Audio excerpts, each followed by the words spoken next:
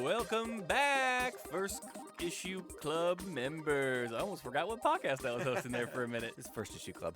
It's me, Greg. Hi, and I'm Mike. And we're here to talk to you about first issues, the best issues in our opinion. The comic book world is muddy and murky. We go over that every week. You know the deal.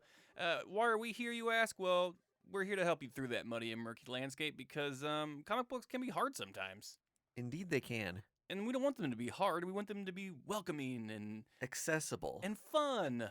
Yeah. And that's why we started this podcast, and that's why it's been going for almost 4 years now. God, that sounds about right. Ugh. When I started this podcast, I was a young man with hopes and dreams, and now I'm just an old man with hopes and dreams.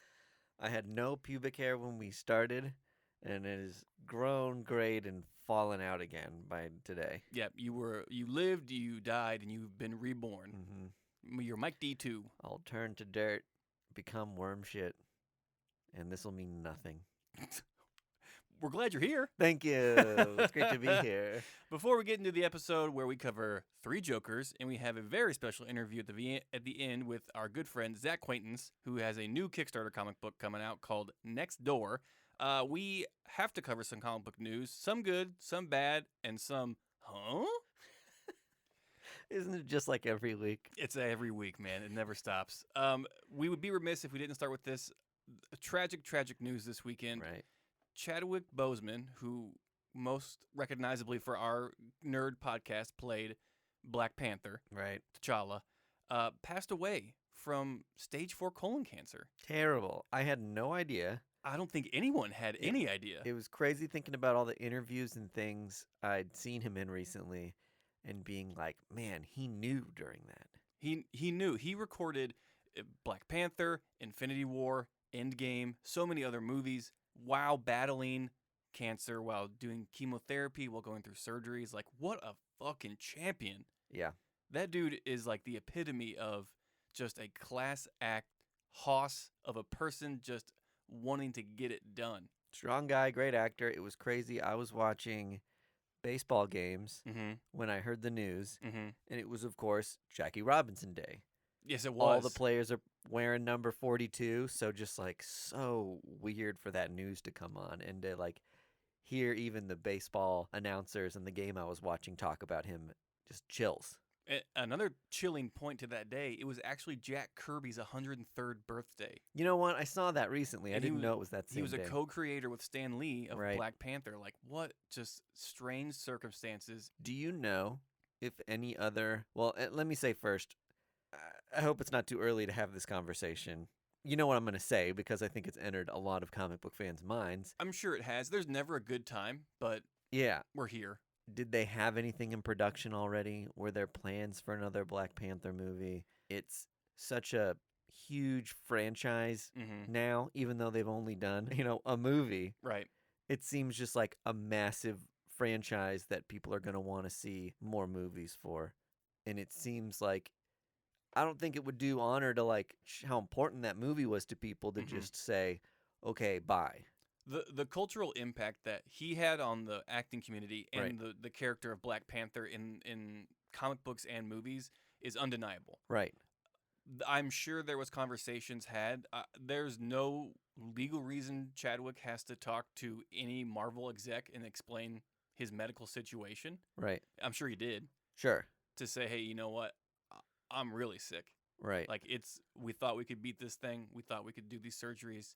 It's not getting better. I think he probably would have been like, I'm not coming back. Right. So I'm sure they've had to rearrange how they're going to do the next few movies now. And I mean, that just makes sense. It does. I think, this is something that's happened in the comic books. Mm-hmm. And Shuri is a character that we already know and love. Yes. She could take up the mantle of Black Panther, and they could explain away Yes. T'Challa's death and maybe even have like a moment in the movie that's like a nod to like I think how that, great he was. I think right? that'd be the perfect way to do it, to try to recast such a pivotal actor in this role.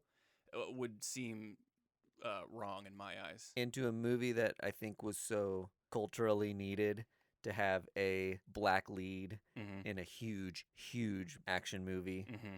to finally have a black female lead in just like a mega blockbuster action movie Right. would be incredible. It'd be incredible. I'm sure those talks are happening now.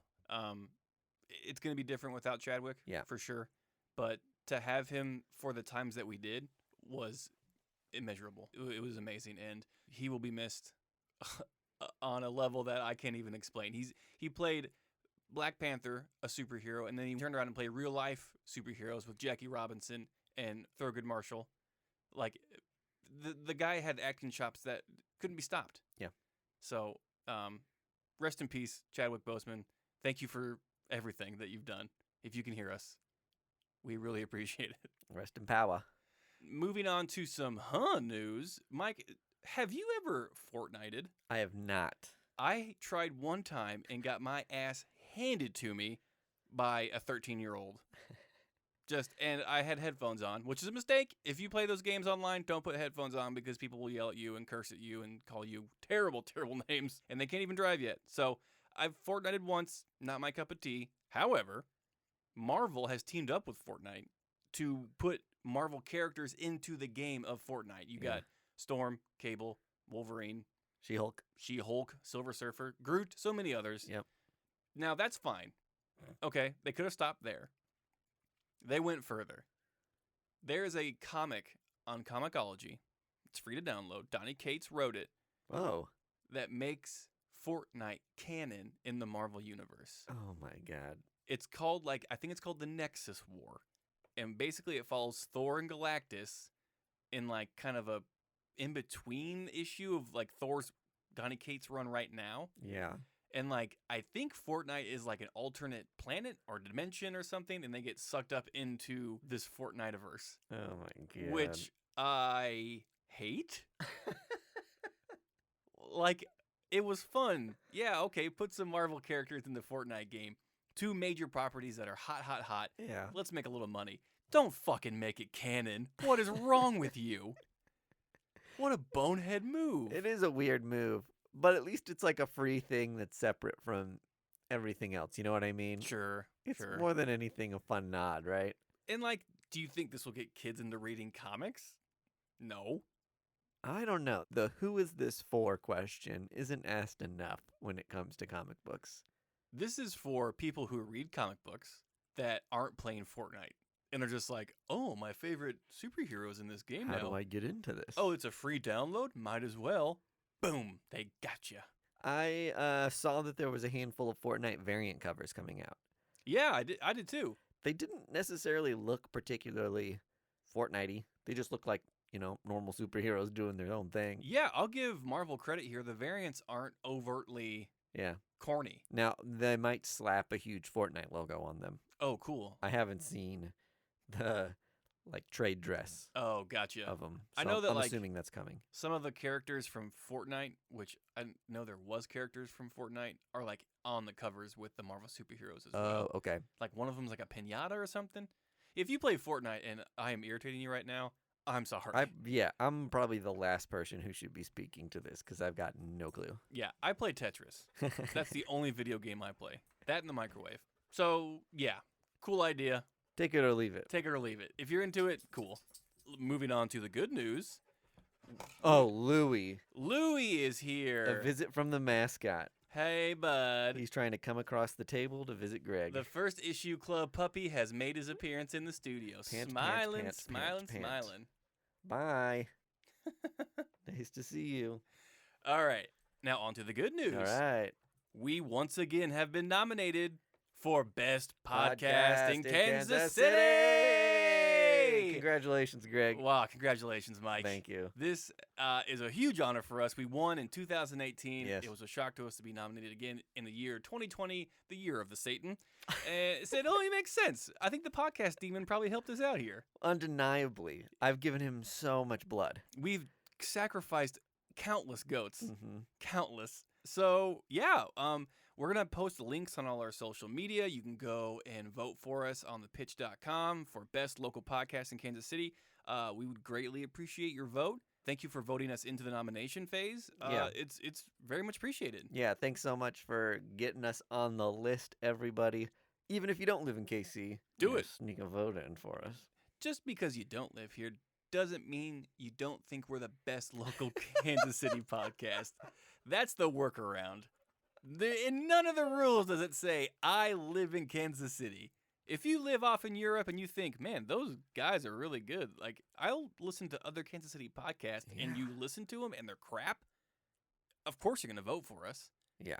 When I was first looking through the list of things you can vote for today, I was like, podcasts seem like they should be higher on the list. I agree. It was like best dent in a street sign. There's like everything in Kansas City's like nominated. Well, have you seen that dent on 5th and Marion? Oh my God, beautiful dent. Stunning dent. But I agree. It looks like a dick in the right light.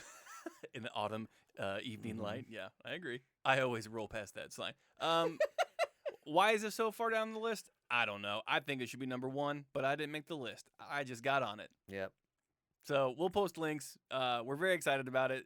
You'll be hearing about it for the next month because you can no longer vote for it on September 30th. So we might remind you a couple times. Get ready to be inundated. It's barbecue, then podcasts. Those are our 2 main exports in Kansas City. Yep. And George Brett. Yeah. Mediocre baseball. Who do you think is like an ambassador of Kansas City? Do you think it's... Who's the most famous Kansas Citian? Undeniably Patrick Mahomes. Oh, see, I didn't even think about that. Yeah. I was thinking Paul Rudd. Paul Rudd, yeah. He reps Kansas City pretty hard. If we're talking about length of time, probably Paul Rudd. Yeah. If we don't account the newness of Patrick Mahomes. I mean... Let's say people who are just born in Kansas City. People born in Kansas City? Paul Rudd. It would be Paul Rudd, yeah. Ant-Man himself. Yeah. So, locals only. Paul Rudd, thanks for doing your thing. Appreciate it, bud. Local hero. And with that, I think we just go ahead and get the podcast started.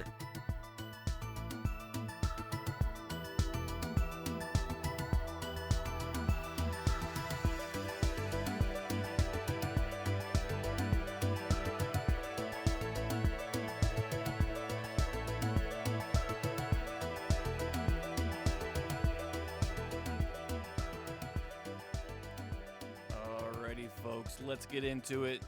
You've been hearing about it on the internet. You've been hearing about it at your local comic book shop. And we even teased it a few times on our social media. Batman, 3 Jokers, a.k.a. DC Oops All Jokers.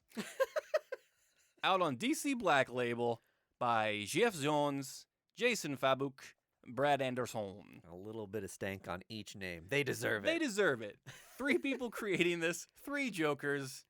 And it's going to take us 3 minutes to talk about it. Most anticipated book of 2020, wouldn't you say? Yes, because it took 4 years to make. So long. Holy shit. I can't believe it's like actually here. It's the New Mutants of comic books, as Andy Vargas would say. I love it. Why did it take so long? No clue. Is it because Jeff Johns kept turning in drafts and it was just like, no, Jeff, one Joker. Stop trying to make 3 work. He's like, I'm going to get you one of these years. Eventually folded, yeah. This book was in development before Black Label even existed. Yeah. Holy shit. Well, let's get into it. By the name of the book, you can pretty much tell. There are 3 Jokers. There's 3 of them. There's 3. Literally. I didn't know if it was going to be a literal or figurative thing. Right now, literal. Yeah. By the end, figuratively. I guess there's still 3 Jokers. One of them's just post-mortem. Yes. Is one gonna die each issue? That's what I'm thinking. Probably. And so then there's no Jokers? No more Jokers. The only Joker is us, the reader, at that point, for reading 3 of these books. Got us. Zing! So basically, the premise of the book is so many heinous crimes have been carried on by this character, the Joker, it can't possibly be one person. And so recently, there have been 3 crimes that happened concurrently. Yes. Right? Yep. So it's even more obvious that they've all got Joker calling cards. Who's fake, who's not. Right. The Bat don't know. Bat don't know. GCPD don't know. Nope. And there's been posers before. So Bats is treading lightly here. Right. He's not fully convinced. But then we find out there's actually 3 Jokers from 3 of the main like big Joker storylines. How did you react to the scene where that was revealed that there were literally 3 Jokers and they're all talking to each other? Well, I mean, it seemed a little surreal. You kind of knew what you were getting though by the title of the name. Right. You know, it wasn't like Midsummer's Laughter, like was the title of the book or anything. Like the title of the book is 3 Jokers. You kind of know what you're gonna get. It's interesting to see them all there. Like you have the one from Long Halloween, one from The Killing Joke, and like the original Batman, or like the original Joker from like the early days. I kind of loved seeing the contrasting styles of each. Oh, it was so fucking rad. It was so cool. It was amazing. Of the guy in the Hawaiian shirt. Yeah, and like the that Joker. wide brim hat and all that. So great. So I mean, it was cool to see that. I honestly don't know where Jeff's gonna go with this. I really don't. Yeah. I mean, obviously, I think they're gonna have to make like a Joker army because they're collecting all this fluid and the chemicals that made Joker in the first place. Yeah. Right. So, and we only have 3 books to wrap this up. Yeah. My assumption is that just like we guessed at the beginning, you're gonna have a Joker die per book. So then we're left with like a real Joker at the end. No. So we're left with 0 Jokers. I think no Jokers. You think this is the death of Joker then? Right. Because this is its own standalone thing. Okay, so is this that's what I was going to ask you. This is not like canon. It's not a tie-in to Joker War. It's like standalone story. Well, that makes a little more sense then. Right. Because that's where I was the most... I guess, is it anything on Black Label then? It's going to be its own... Standalone thing. Okay. They're pretty encapsulated. So then I'm more interested in how the story plays out. Yeah. What were your thoughts on it? I actually really liked it. Yeah. I thought it was great. It read with some like real bigness and heaviness. And maybe that was just because it has been so long coming that it was just like, wow, it's here. But the way they introduced the characters, I loved. The fact that you get Bruce pulling up and these black and white flashbacks to the way the Joker hurt him the most. Yeah. And then we see Batgirl and flashbacks to the way Joker has like literally and figuratively scarred her. And then the exact same thing with Robin, or the new Red Hood. Right. Is that Jason Todd? I think it's a Jason Todd Robin. Yeah. I get all my Robins confused. I'm not like there's been 50 of them. I'm not a huge DC guy, so it's always mix them up in my brain. I hope the next book on Black Label is called 50 Robins. And we get one Robin at the end of it. They all kill each other. They just start strangling one another. It's like I don't know, what was the name of that movie with all the orphans on the island? Oh no, that was it was a book first, and then it was a movie. And it was called... Robin Island. Lord of the Flies is what we're thinking of. Lord of the Flies. Jesus Christ. We read comic books, folks, not real books. I'm surprised we got that pull. So I loved getting introduced to our 3 main heroes. And then you've got your 3 individual crimes. You're introduced to 3 individual Jokers. Obviously, it's a theme that's just continually running through the book here. Yeah. Scene in the aquarium. Oh, those smiling sharks. Smiling fish and sharks. Very cool. Sinister. It's crazy that they like went all in with that gag. Yes. I kind of loved it. I love the campiness of it. Well, that's one thing. They brought back some weird characters that were extra campy. And Batman, Robin, Batgirl even made reference to, it's been a while since we've seen like these goofballs. And like, who thought to hire these goons? They're like grade D hooligans. The Joker. Like, these guys can't stop us. And it's really a literal nod to that era of the Joker that one Joker represented. So I was like, that's really clever. Right, yeah.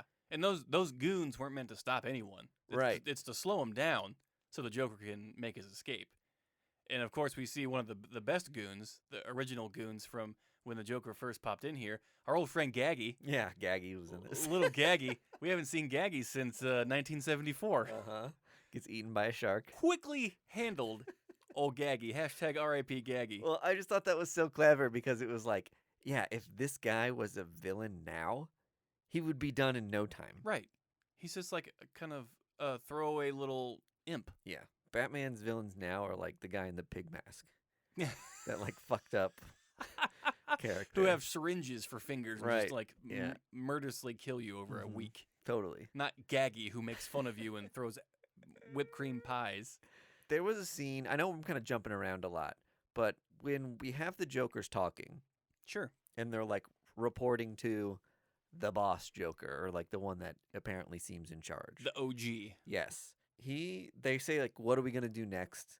And he's like, do what we always do. Create more Jokers, Mm-hmm. right? Yeah. Or he says something to that effect. He says it's time to put out a casting call. Yeah. So they're trying to find, essentially, the person that's going to take over for them. Create a better Joker. Yeah. That's what he says. Yes. Not create more. Create a better Joker. So maybe we will be left with one Joker. Maybe we will. Joker Prime. Who's going to be like the encapsulation of all these guys. But I thought that the choice of words like what we always do. Mm-hmm. And I don't know if that means in this timeline where this book is set that there have always been these three different Jokers, or if his thing has always been to like improve upon himself in being just like a gateway to chaos. Well, I guess I forgot the point that the Joker was always against organized crime. Yeah, he hates everything, right? He Yeah, hates like anything organized. I guess yeah, he's a pure nihilist, sure. So like it was strange that he's also killing mobsters along with police. Like Yeah. I just completely forgot about that aspect of the Joker, but I mean you bring up a point of just like how many disposable beta Jokers is there like filled with like some shallow grave in Gotham somewhere of just like, damn it, this one didn't make a week. Put him in the ditch. Could be. Could I also say that Joe Chill does not stand the test of time as a name for a character? I'll disagree. What? Joe Chill is a pretty boss name, like Andrew Dice Clay. Every time I see it, I'm like Andrew Dice Clay. The Dice Man. Hey! I think what the idea, like all old comic books, Sure. the bad guys were like, My name's Knuckles and the Clamps. yeah, like all the names were like puns and stuff. Right, yeah. But so you think it just turned out to be such an important character that it's so goofy now to still have that be a name that's tied to right. these storylines. They unfortunately gave a goofy name to a very pivotal criminal that carried on Batman's mythos for just his entirety. And Joe Chill is still in a prison right now. He's in Blackgate or whatever. Okay. So, God, I hope you stay there, Joe. yeah, I hope you've learned your lesson, Joseph. Batman, don't be tempted. Don't go after Joe for retribution. You're bigger. You're bigger and better than that. You don't need to do that. Bruce, I know what you're thinking, man. Could he be the fourth Joker? Bruce, don't even let your mind wander there. Bruce, don't. I love that bit. Ditto. I also think having Red Hood go through his crisis was kind of made him the star of the book for me. That he got hurt by the Joker really brutally. He's goofed on by the Joker for that beating. Mm-hmm. The fact that he took the name Red Hood so he can own that for himself speaks to how much he was hurt by that situation. Right. And at the end of the book, the big stinger, we've talked about this Joker has died, but Robin has killed him, or Red Hood Robin has killed him by just shooting him with a gun. Yeah, he was very Joe not chill. Jason. And him and Barbara kind of get into it too, right? Because she's trying to stop him and saying, be bigger. Bruce would never do this. Right. So she throws a batarang at his gun, and Jason Todd makes a comment that's like, oh, really? You didn't want me to do that? I've never seen you miss that bad in my life. Yes. And she gets like fucking pissed at him and is like, fuck you. I kind of showed my card, but like, fuck you. Yeah.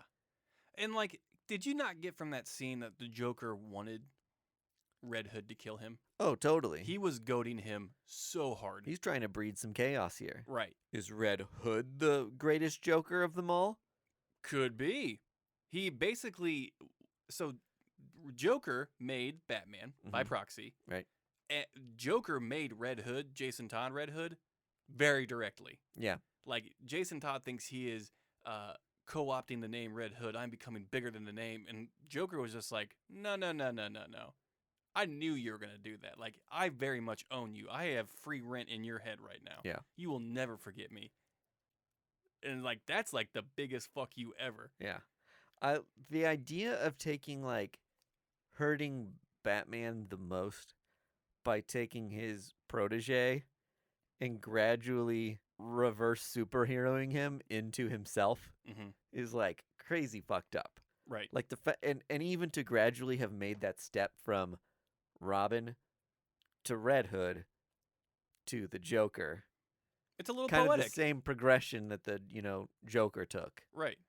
If that's where it truly goes. Normal guy, believes he's doing something good, starts doing something bad, gets carried away, takes the mantle of a hero, turns into the Joker.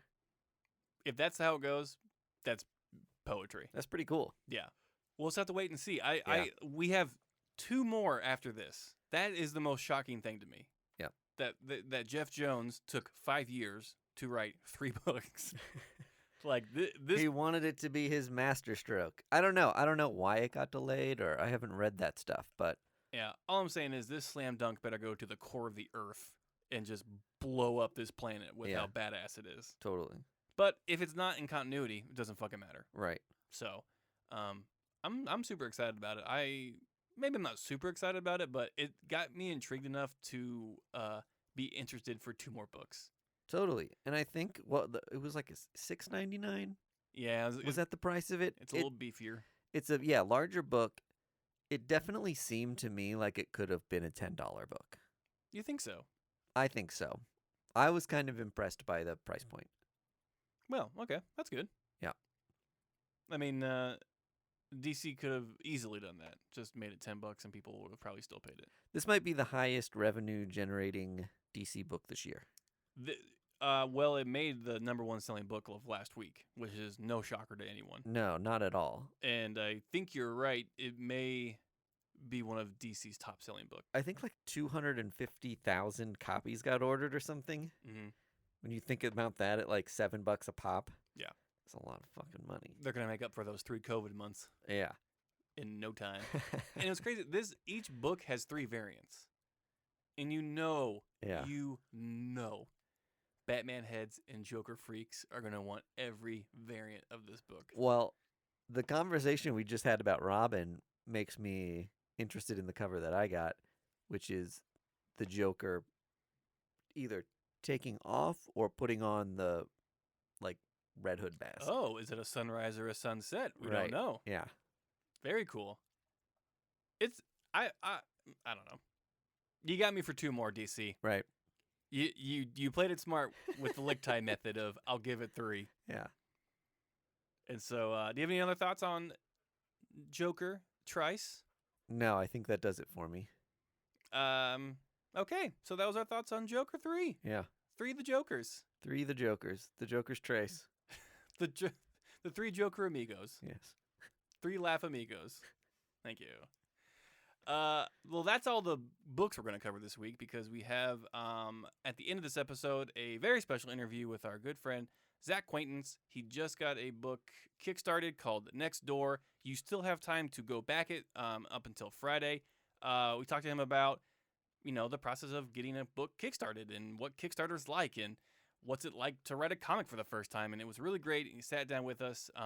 We have a longer episode of the interview on the Patreon where he sat down and talked first issue first, where I got to ask him some funny questions at the end, and he was a good sport about that. So if you want to check out that, go to the Patreon. If not, we'll have links to his Kickstarter and his page. Anything else, Mike?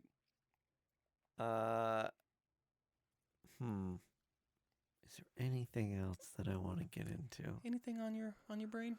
We covered one Joker. Mm-hmm. There's the second Joker we talked about. Okay, so we're up to 2 Jokers. Do we have time for a third? And there was we did talk about the third Joker. I don't think there was any other Jokers I wanted to talk about. Steve Miller? I know there's more. There's a Smoker. Toker? Midnight Toker. Maurice? I think I'm good. All right, everybody. Thanks for joining us on First Issue Club. Join us next week where we talk about, you guessed it, More first issues.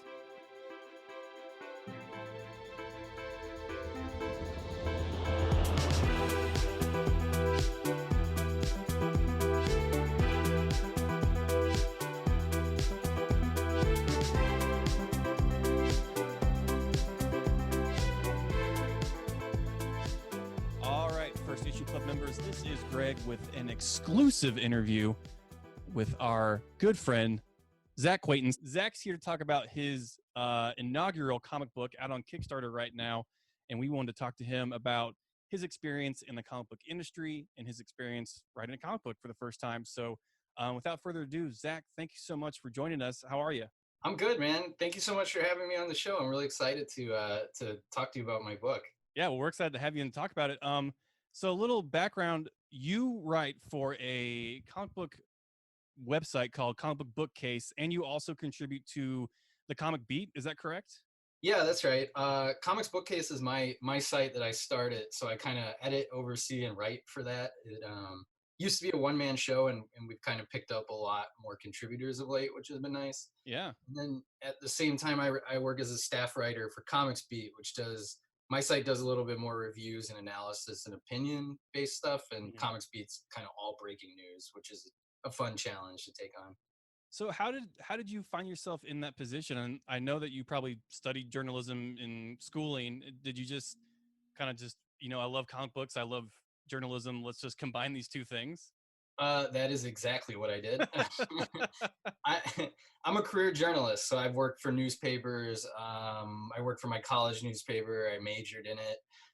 My most recent job is for a trade journal that covers the way like local and state government uses technology, which I think anyone listening is probably thinking that's boring, and it is.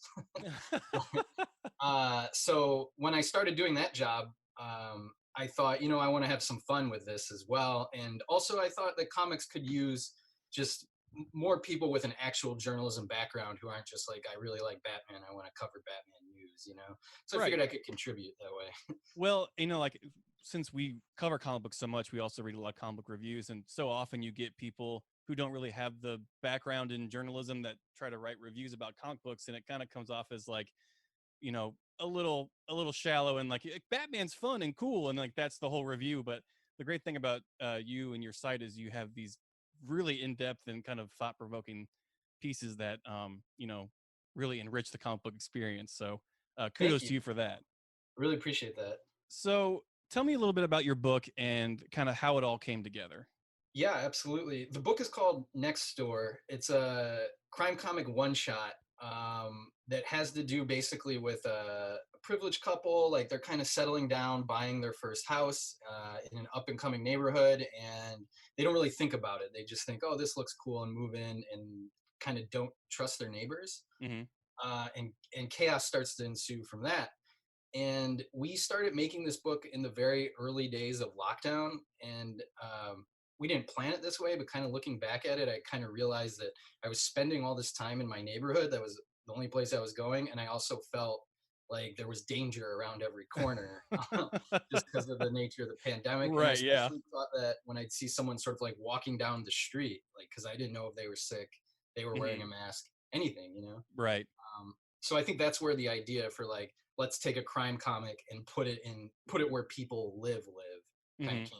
So you said you kind of like were starting it during the early moments of the lockdown and everything. How much? I guess I don't want to give you like to have you spoil it or anything, but I mean, how much of it influenced it?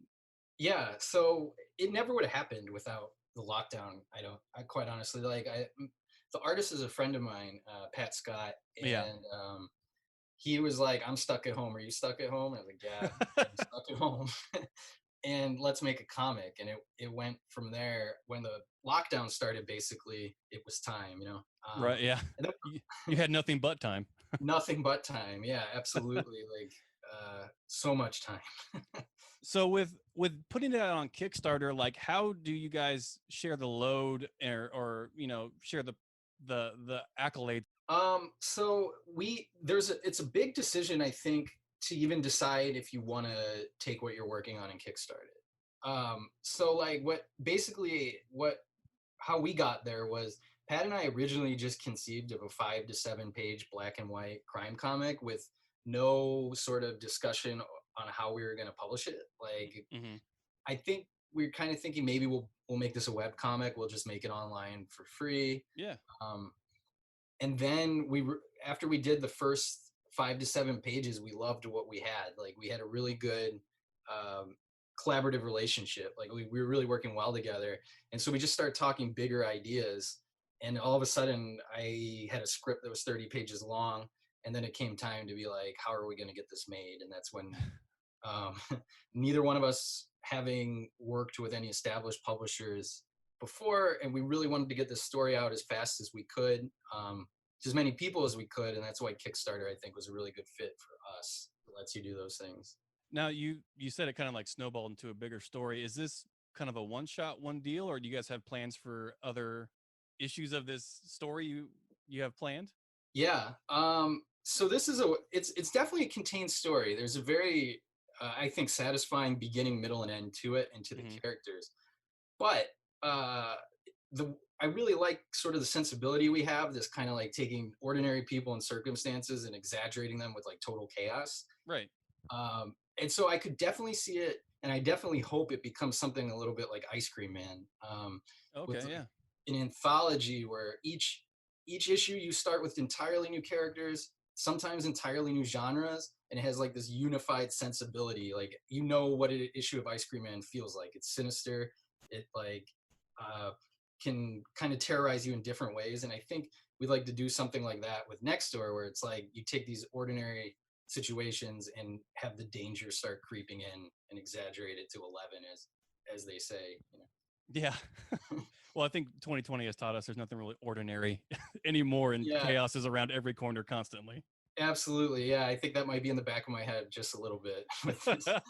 It makes me just terrified of what 2021 has in store for us, but Oh my hopefully god. it's a lot better. And there's still Um, 4 months of this year left. oh, don't remind me. I'm just trying to.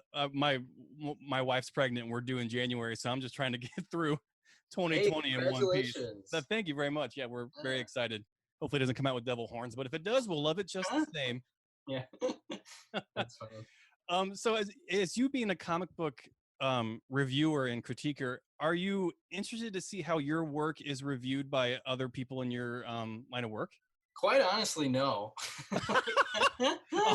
All right, next question. No, no, no, no, no. I mean, I am, but I like, I'm terrified of that, quite honestly, of like Yeah, what happens when, I mean, I'm not shy about sharing my work. Like, I want everybody to read it, but I probably won't even read the reviews. Like, I just don't, I'm just terrified of people who don't know me or whatever, just taking a right. kind of a cold evaluative look at my work, which I think sounds a little like hypocritical because that's what I do.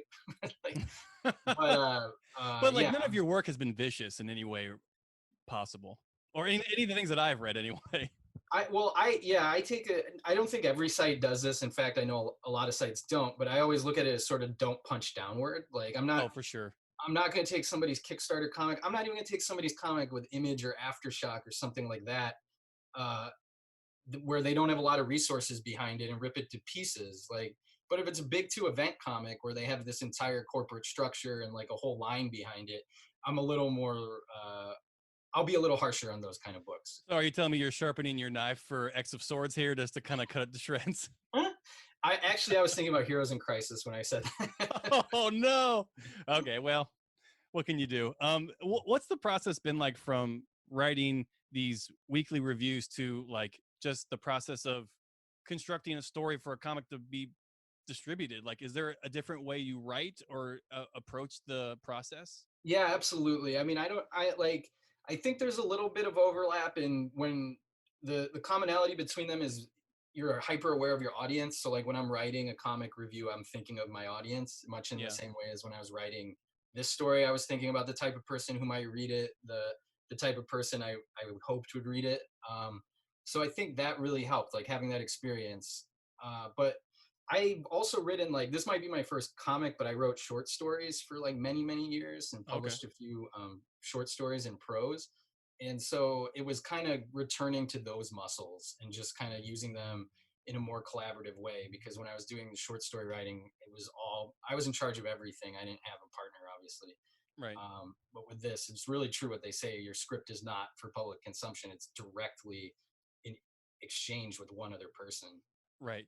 Uh, We so many times I've gotten those like director's cut comic books where you see the script and then like how the artist interprets the script or whatever in a comic book, and it I kudos to you for writing a comic book script, because I could never do that because my brain just doesn't, function or Tetris that way, and so I can yeah, only imagine how.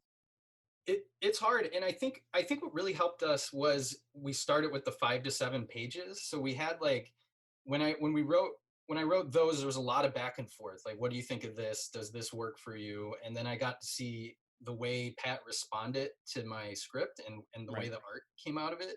So then when it came time, I would just say that like the other 2/3 of the book went a lot smoother. Like, we already had this established. I knew how he was going to interpret my script. I knew what sort of approach he was taking visually, and it became a lot easier. And so I think that was a lot of insight into these like writer artist teams that work together so well because they've been doing it for years. Like, I Right. really have a good handle on why that is now versus somebody a first collaboration. Well, sounds like you got pretty lucky. Yeah, no, we had similar sensibilities. Definitely, I think that's a good thing about working with your friends. Sometimes, yeah. So you are distributing this through Kickstarter. What has that process been like? Would you um suggest it to other creators to get out their product, or has it been kind of a learn as you go situation? It is one. It's but definitely. I think the answer to that is yes to both of those things. Like, I would suggest it to others, but it is a learn as you go like process. Like, I there I've sort of underestimated for years how important marketing and promotion is to comics, and Mhm. how much of that burden sort of falls on the creators. And I really underestimated that. I thought um, there, it's just a really complicated thing to try to connect your work with the people who are going to love it. Right. And so that's what I've really had to figure out. Like, when we started, I didn't, we produced this like 4 page sequence that I think is a pretty good representation of our book. Like, it lets you know the characters and the plot and like what they're sort of concerned about. And before we started, I was like, we don't need to share all of that. I don't know, I don't know why. I just thought it was giving away too much or something. Right. But I quick by like day 6, I was like, we got to share all of this. People need to understand what this book is. I'm getting way too many questions about Give them my blood type. I don't care. I just want yeah, this to happen. yeah, yeah, exactly. Like, and I think that's the lesson I learned the most is like with promoting a Kickstarter, like anything else, you need to kind of overshare about your book like as much as possible. Like, with these sort of DIY approaches to publishing, like, you need to get out as thorough an explanation of what your work is and who might like it as possible so that those people can find it. Well, I mean, it makes complete sense because this really is like just a labor of love for you and your creative team. Like, it's essentially this your child that you've bore to the world. You're just like, please love this thing, and let me tell you why you should love this thing. That's exactly what it feels like. Yeah. It's like, that's why people I can never talk too much about it either. Like, I'm always happy to talk more about it because of that. Yeah. Um. So you mentioned earlier that you also not only review comic books but review technology and like how governments use technology. Have you ever found yourself like mixing up stories, like you mentioned Batman too much in your technology stories, or vice versa? I'm always tempted to, because whenever there's like something going wrong, I'm always tempted to sneak crisis into my headlines for my day job, like uh, I think nowadays crisis it'd be fine. of crisis of infinite IT shops or something like that.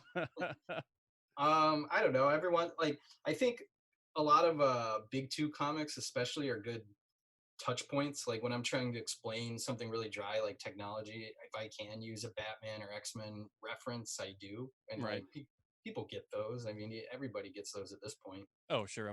The zeitgeist has encompassed them 100%. So if you say Wolverine or Batman, I think people have a clear image of who those people are. Yeah, absolutely. I'd love to use more of those references. I say I go don't- for it. I know I'm not your editor, but I say go ahead and go for it. All right, I'll take that into consideration next time. I'm Get writing more about it. nerds into tech news. Yeah. Well, I mean, there's a lot of overlap, I think, as well. Like IT people. Oh, I'm sure. Not Yeah. to not to stereotype them, but they do enjoy a good comic. Like, The Venn diagram definitely overlaps for sure.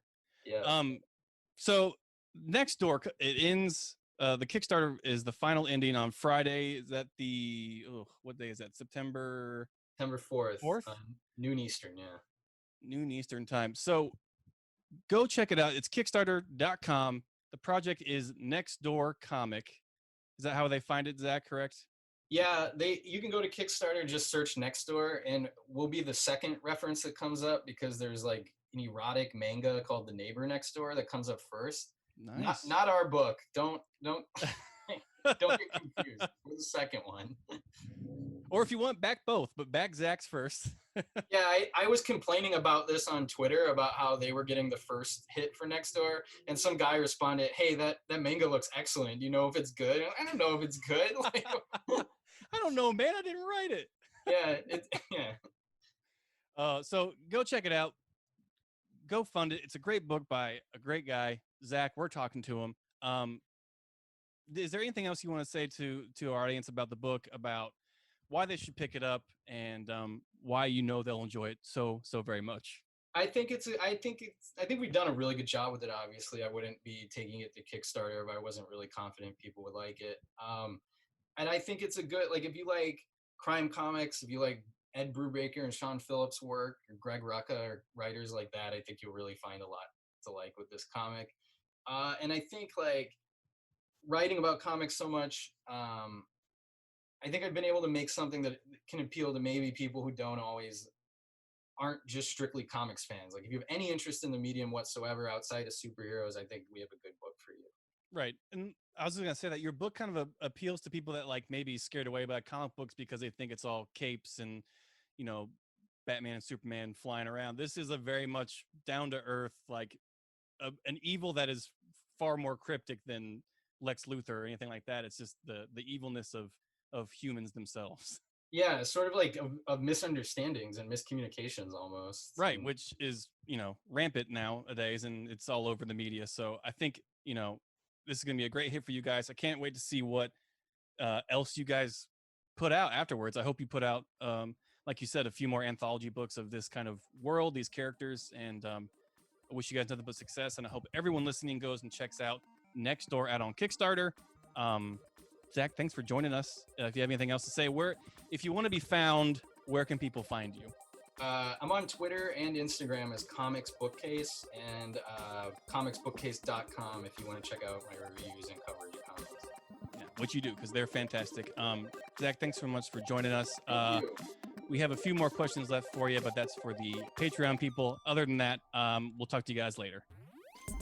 This has been another episode of First Issue Club. We are a proud member of the Fountain City Frequency family of podcasts. Our music is provided by Primary Color Music. We are recorded in KCUR Studios. You can find us, rate us, friend, and follow us on YouTube, Twitter, Facebook, Instagram, email, and your favorite listening platforms at First Issue Club, FIRST.